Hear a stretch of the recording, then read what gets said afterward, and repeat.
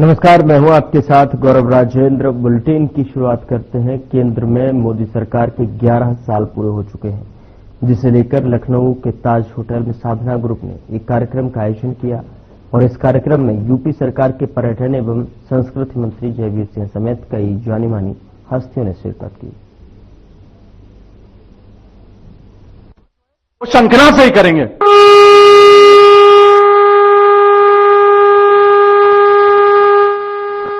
धन्यवाद। अब मैं चाहूंगा हमारे आदरणीय मंत्री जी कृपया मंच पे आए और हम उनसे सेशन की शुरुआत करें, क्योंकि बहुत कम ही अवसर मिलता है हमें जब आदरणीय मंत्री जी ने जो 11 वर्षों में खास तौर से जो काम हुए हैं और जो इन्होंने अपने मंत्रालय में काम किए उसके बारे में आपको अवगत कराएंगे।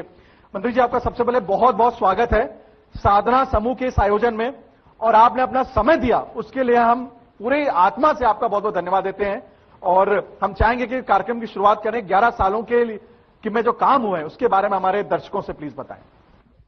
पहले तो भाई ब्रजमोहन जी को बहुत बहुत धन्यवाद, कृतज्ञता कि आज बहुत सारे साधना समूह के दर्शकों के सामने देश और प्रदेश की सांस्कृतिक और पर्यटन की गतिविधियों को रखने का आपने अवसर दिया। आपका बहुत बहुत आभार, धन्यवाद। जैसा कि सब लोग अवगत हैं कि 2017 से पहले उत्तर प्रदेश की पहचान बीमारू राज्य के रूप में, दंगाई प्रदेश के रूप में, आतताइयों के रूप में जानी जाती थी। स्थिति यहां तक थी कि न प्रदेश में कोई निवेशक अपने निवेश को राजी होता था, विदेश छोड़ दो, अपने उत्तर प्रदेश के रहने वाले भी जो बड़े औद्योगिक घराने थे वो भी अपना निवेश उत्तर प्रदेश में करने के लिए राजी नहीं थे। गांव की कनेक्टिविटी हो, शहरों की कनेक्टिविटी हो, या प्रदेश से जो महत्वपूर्ण मार्ग है उनकी कनेक्टिविटी हो, जीर्ण शीर्ण टूटी फूटी सड़कों से प्रदेश की पहचान थी। बिजली में आपूर्ति में माना जाता था कि कब बिजली आई ये महत्वपूर्ण था, जाने का कोई समय नहीं। बिजली जाती ही थी, थोड़ी बहुत बिजली की उपलब्धता थी। जो पीड़ता था वही जेल जाता था, अपराधी थाने चलाने का काम करता थे। बल्कि सरकार के गिने चुने हर जिले में एक सुपर सीएम बना रखे थे जो पूरी सारी पावर वहां के प्रशासन की एक्सरसाइज करते थे। उन्हीं के इशारों पर उत्पीड़ित होने वाले व्यक्ति के साथ अन्याय होता था। सर, सबसे पहले तो आपका बहुत बहुत धन्यवाद। आज सौभाग्य है हमारे लखनऊ में आज आप मौजूद हैं। बात हो रही है सर आदरणीय प्रधानमंत्री श्री नरेंद्र मोदी जी के तीसरे कार्यकाल के पहले वर्ष की और 11 वर्षों के कार्यकाल की केंद्र सरकार में और पूरे देश में। सर, क्या कहना चाहेंगे सर आप?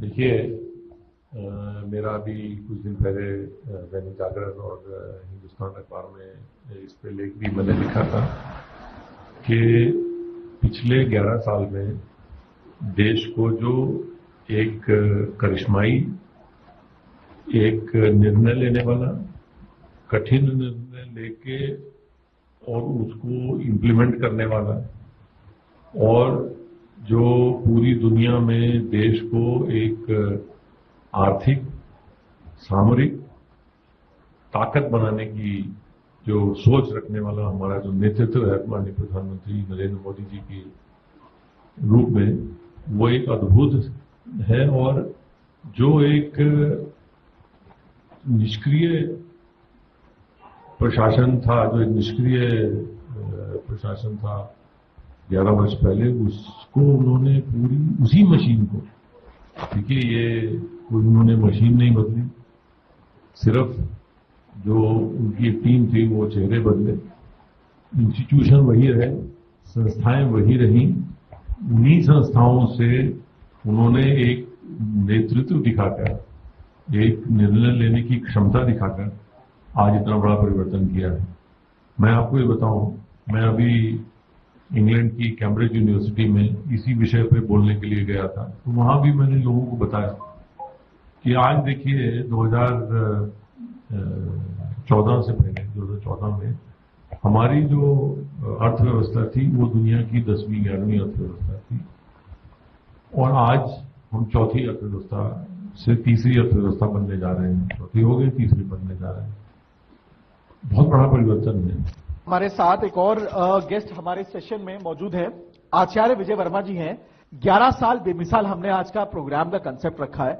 2014 में देश के प्रधानमंत्री आदरणीय श्री नरेंद्र मोदी जी ने उन्होंने पदभार ग्रहण किया और उनके तीसरे कार्यकाल का पहला साल 9 जून को समाप्त हो जाता है।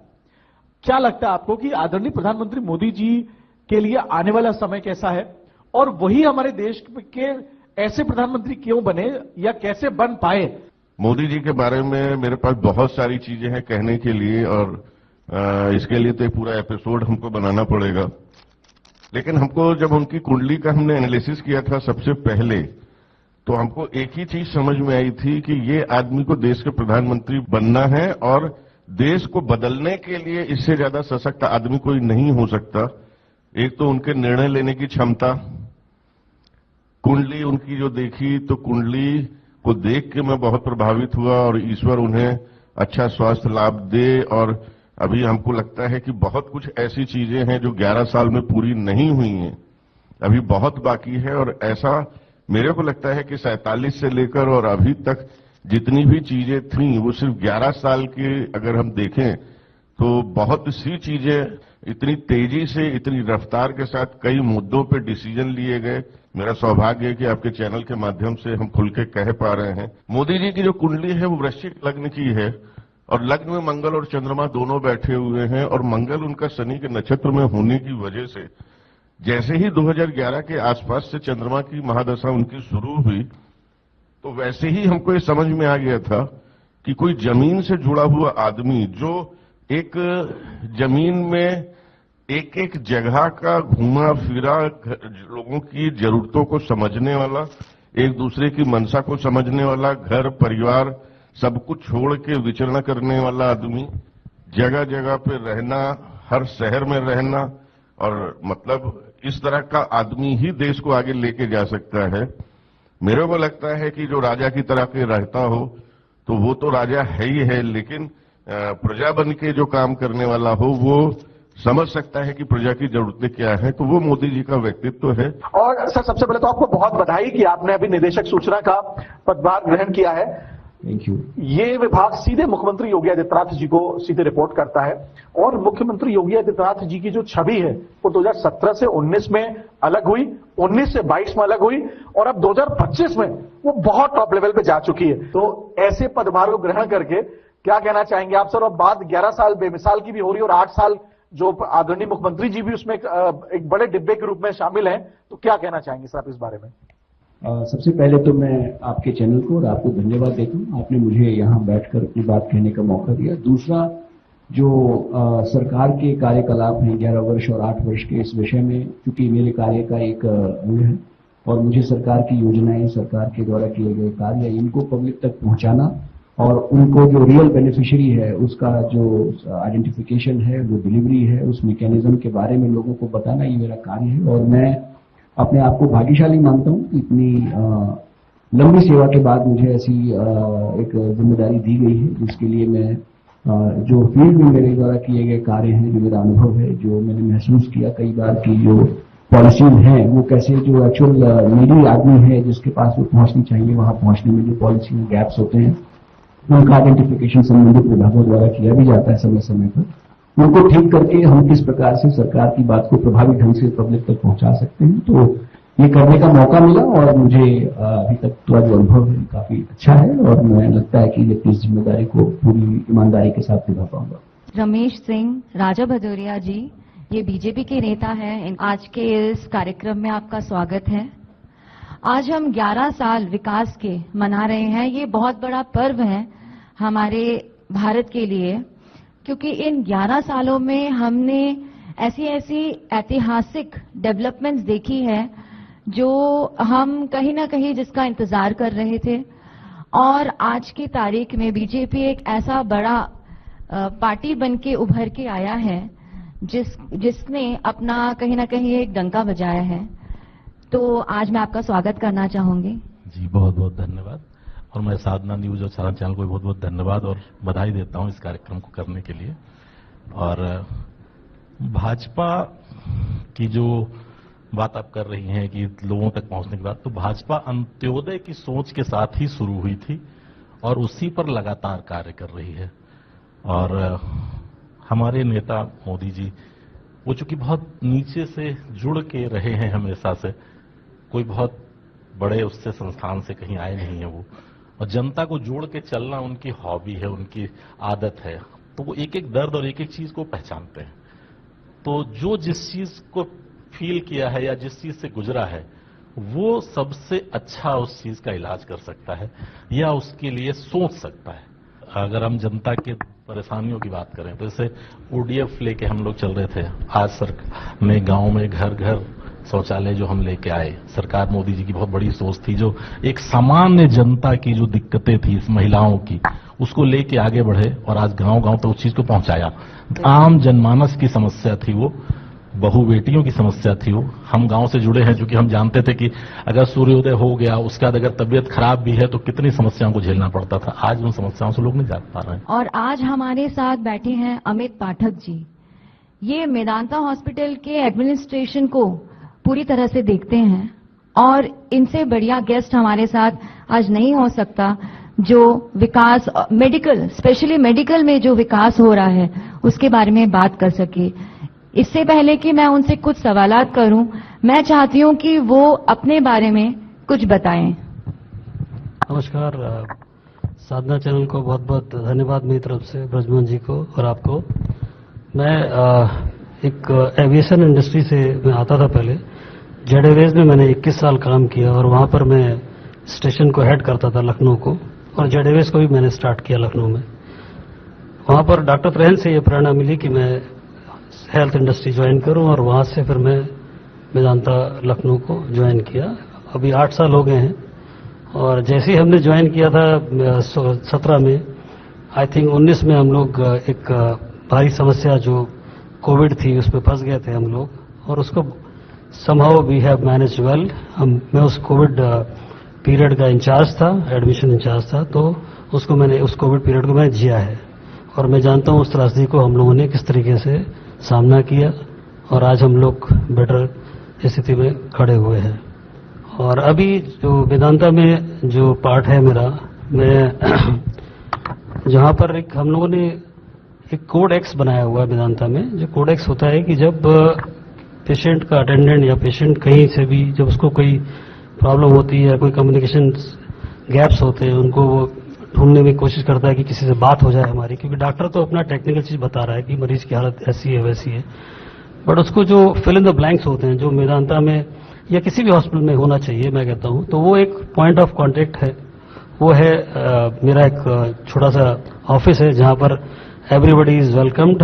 वहां पर मैं हर चीज उनको ब्रीफ करता हूं, मेडिकली नॉन मेडिकली जो भी मदद होती है मैं करता हूं। I think that gives a real impact in the market की मेदांता इज डूइंग गुड। सो मुझे लगता है हर हॉस्पिटल में, चाहे वो गवर्नमेंट हॉस्पिटल हो चाहे प्राइवेट हॉस्पिटल हो, एक पॉइंट ऑफ कांटेक्ट होना चाहिए, एक रिसीविंग डेस्क होनी चाहिए, जहां पर जब भी मरीज आता है और जब मरीज जाता है, दोनों जगह पर उनको सही तरीके से वो touch point has to be well managed. Gaur Prakash ji, आप 11 साल बेमिसाल के ऊपर आपकी मैं चाहूंगा राय, और कृपया संक्षिप्त में आप अपनी बात को रखें please. Respected ma'am, respected elders, respected people from the government, it's an honor that we are seeing an India which starts leading from the front. From strategic restraints to strategic retaliation is today's mantra. I think this is unheard. सुनने को नहीं मिला कि आज की तारीख में the world diaspora is with us. From Operation Balakot to Operation Sindoor, salute to the armed forces, salute to the leadership of our country that today we feel secured. This is a big change. From, I repeat again, from strategic restraints to strategic retaliation is the mantra of New India. Article 370, impossible, we did it. You see the direct transfers today to the underprivileged, bridging the divide of the rural India to the urban world, phenomenal. The direct transfer schemes have been outstanding. I think the world is looking at us to understand what are these transfers all about. From Jan Dhan Yojana, to Ujjwala Yojana, you name it, to Jal Yojana, Aadhaar linking to 1.3 billion people. It's phenomenal. Your Ayushman cards, 5 lakh का आपको free मुफ्त इलाज मिल रहा है. कहां सुनने को मिलता है ये सब चीजें इतने वास्ट पॉपुलेशन में? And today from 2014, where we were the 11th largest economy, we have reached to 4th largest economy, surpassing Japan. That's achievement. हमारे साथ ओमकार शंकरधर जी मौजूद हैं. ये एक बहुत ही धार्मिक आदमी हैं. आज आप हमारे साथ बैठे हैं तो मैं सबसे पहले इसी के बारे में आपसे बात करना चाहूंगी. अयोध्या में जो इतना बड़ा हमारी सरकार ने एक इतना बड़ा अचीवमेंट लिया, इस पे आपका क्या दृष्टिकोण रहा? नमस्कार मैडम, मैं ब्रजमोहन जी और आप तनुश्री जी का बहुत बहुत स्वागत, धन्यवाद आप लोगों को कि मुझे आपने इस चैनल में आमंत्रित किया. मोदी जी के बारे में तो बस यही है कि 11 साल बेमिसाल, आपने नाम भी उनको ऐसा दे दिया. तो मैं यही कहना चाहूंगा कि मोदी जी, जैसे पहले कहा जाता था कि भारत सोने की चिड़िया, अभी भी मैं सुन रहा था तो भी यही चिड़िया कहा गया. तो पहले चिड़िया था, तो चिड़िया जब तक था तब तक खूब लूटा लोगों ने, खूब लूटा अंग्रेजों ने, खूब लूटा, सबने खूब लूटा, जो क्योंकि सोने की चिड़िया थी वो. अब मोदी जी ने इसको बना दिया सोने का शेर. तो अब सोने का शेर जो है, इसके सामने आकर के कोई लूट के दिखाए. चिड़िया को तो लूट सकता है कोई भी, शेर को कोई नहीं लूट सकता. तो शेर के सामने आने के लिए शेर ही बनना पड़ेगा. तो शेर ऐसा कोई है नहीं जो मोदी जी के सामने टिक सके. वो मोदी जी शेर ही नहीं है, वो बवा शेर है इस समय. तो उन्होंने जो करा है, और राम मंदिर की बात है, तो हमारा राम मंदिर का ये जो 500 साल बाद हमारे रामलला विराजमान हुए, तो इसके लिए एक ही बात मैं कहूंगा कि पहले रामलला टाट में थे और मोदी जी ने इनको ठाठ में कर दिया है. तो शक्तिपीठ सर्किट हमारे यहाँ है. विंध्यवासिनी धाम का बहुत ही अच्छी तरीके से पूरा संवरण किया गया है, विकास किया गया है, और अब जितने भी श्रद्धालु वहां जाते हैं वो उसका अनुभव प्राप्त कर रहे हैं.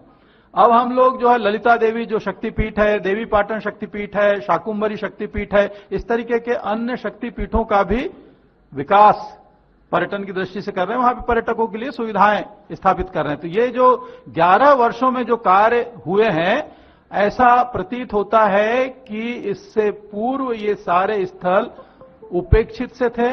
पर्यटकों की आवाजाही की दृष्टि से अगर देखें तो बहुत कम लोग यहां आते थे. 2017 से लेकर के अब तक के जो पर्यटकों की आमद में वृद्धि हुई है वह अप्रत्याशित है. जो उम्मीद भी नहीं कर सकते थे, इतने पर्यटक आने लगे. 65 करोड़ का आंकड़ा पार कर गया, जो 10-12 करोड़ तक रहता था. और लोगों को अचंभित होकर कहना पड़ रहा है कि गोवा से अधिक लोग अयोध्या आते हैं, वाराणसी आते हैं. अकेले जितने देश दुनिया के लोग वहां जाते हैं उससे कई गुना हमारे इन स्थलों पर आ रहे हैं.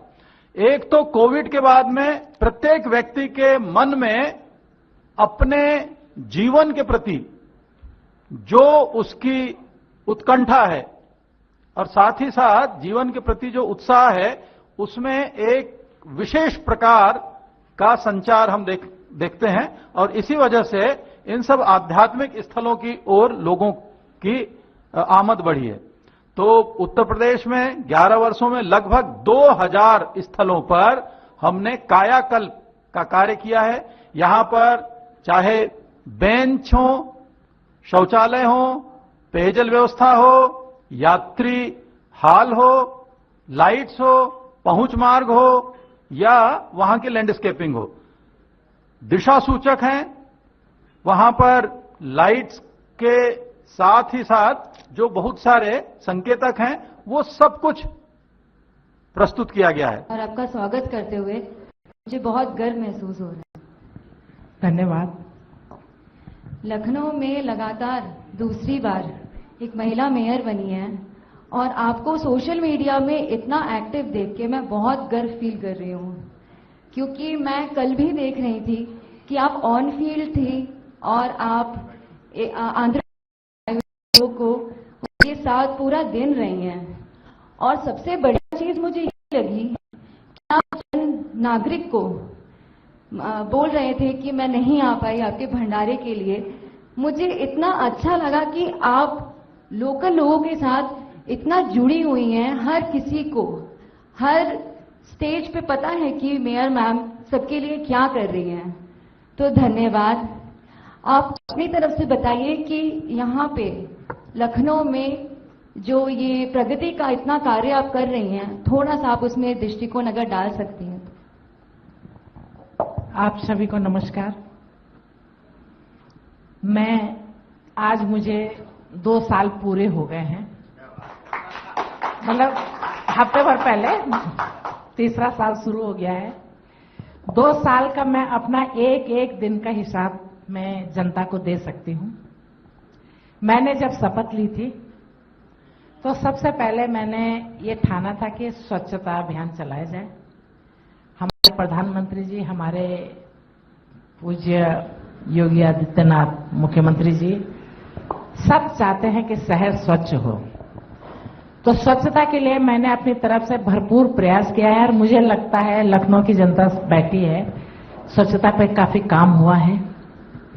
लखनऊ नगर निगम में पहले डीजल पेट्रोल से गाड़ियां चलती थी, 1250 ईवी गाड़ियां यहां लगा दी और 6 महीने के अंदर अंदर जो शेष गाड़ियां बची हैं 400-500 वो भी समाप्त हो जाएंगे। सिर्फ यह इलेक्ट्रिक व्हीकल ही चलेंगे, जिससे प्रदूषण में भी कमी आएगी। दूसरा, सदियों से जो कल आंध्र प्रदेश के मंत्री जी आए, आंध्र प्रदेश के मुख्यमंत्री जी ने स्पेशल लखनऊ भेजा और उससे पहले ब्राजील सरकार के भी प्रतिनिधित्व यहाँ आए थे। सिवरी एक गांव है जो सरोजनी नगर विधानसभा में है। उस गांव में 4-5 दशक से कूड़ा डंप हो रहा था। कोई विकल्प नहीं था कि हम कूड़े को यहाँ से सफाई हटाएं या कैसे करें। लंबे बड़े बड़े पहाड़ बन गए थे और जब कभी बारिश होती थी उन पहाड़ों में पानी गिरता था, कूड़ा सड़ता था, लीचड़ पैदा होता था। आसपास खेती भी है, वो अगर उस आसपास की खेती से सब्जी अगर मेरे किचन में आ रही है तो मेरे किचन में जहर आ रहा है। उस पे मैंने विशेष ध्यान दिया। इसमें मेरे पूर्व नगर आयुक्त इंद्रजीत सिंह का भी बड़ा सहयोग रहा, बड़ी मेहनत की उन्होंने भी। मैंने भी दिन रात इसको एक करके हमने सिवरी में प्लांट लगाया है और आज वो कूड़ा 12 लाख मेट्रिक टन रह गया है, बाकी पूरा समाप्त हो गया है।